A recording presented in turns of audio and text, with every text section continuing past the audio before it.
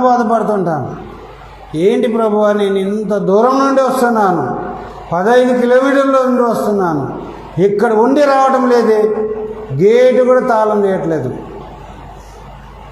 నేను వచ్చి బండి ఆపుకొని గేట్ తీసుకొని రావాల్సి వస్తుంది. ఏదైతే వస్తున్నాను, ఎక్సిలేటర్ తిప్పితే ఎక్సిలేటర్ వైర్ తెగిపోయింది.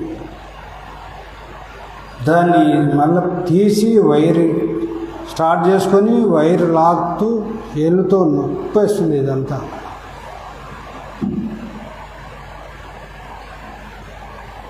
ఆటికి వచ్చే లోపల కుప్పలు ఇసుక కుప్ప వేస్తారు. దారికి ముందే నడపడానికి కష్టంగా ఉంటే ఆడ ఇసుక వేసారు బాగా.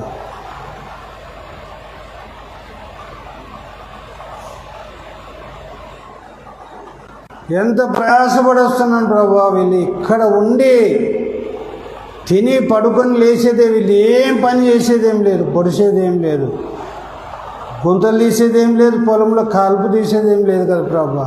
వీళ్ళు ఇంత నిర్లక్ష్యంగా ఉన్నారు మీ సన్నిధి అని ఎంతో బాధపడుతుంటాను. ప్రతి వారం బాధపడుతున్నాను, నేను ప్రతి వారం బాధపడుతున్నాను. నేను బాధపడ్డం మీకు ఆశీర్వాదం కాదు, నేను దుఃఖపడ్డం మీకు ఆశీర్వాదం కాదు. ఆదివారం యొక్క ప్రాముఖ్యత ఎంతో చక్కగా వివరించినాడు.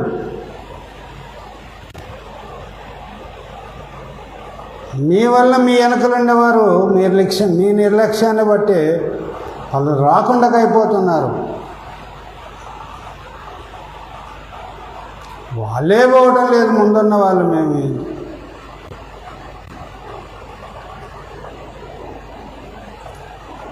ప్రియులారా, ప్రతి వారం బాధపడుతున్నాను నేను, ప్రతి వారం. అసలు నేను వచ్చే లోపల గేట్ అన్నది తీస్తారేమో లేదు. దేవుని సన్నిధికి వెళ్ళాలని ఉంటే రాత్రి తెల్లవారుజామున 3 గంటలకు పండుకుంటే కూడా చక్కగా లేచి 6 గంటలకు లేచి రెడీ అవుతాను. ఎక్కడైనా ప్రయాణం అవుతున్నాం అనుకో, ఊరికి వెళ్ళాలి, ఊరికి వెళ్ళాలి, రిజర్వేషన్ చేసుకున్నాం.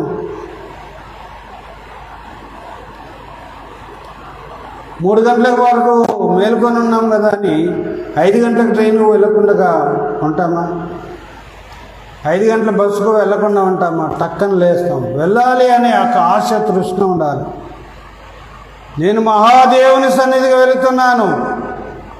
ఎవరి సన్నిధికి? మహాదేవుని సన్నిధికి వెళుతున్నానని ఒక ఆశ తృష్ణ ఉంటే టక్కన లేస్తాడు.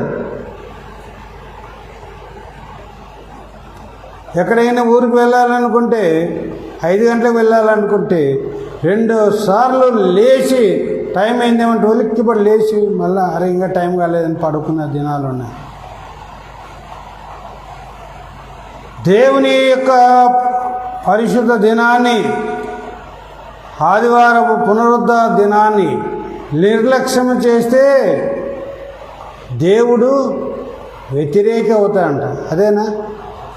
దేవుడు వ్యతిరేక అవుతాడంట. దేవుడే వ్యతిరేక అయితే మనల్ని కాపాడేవారు ఎవరైనా ఉండారా?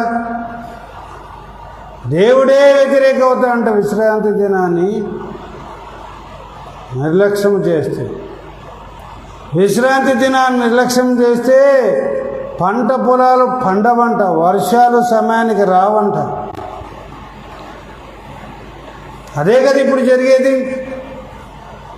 అదే కదా ఇప్పుడు పంట పొలాలు పండుతున్నాయా?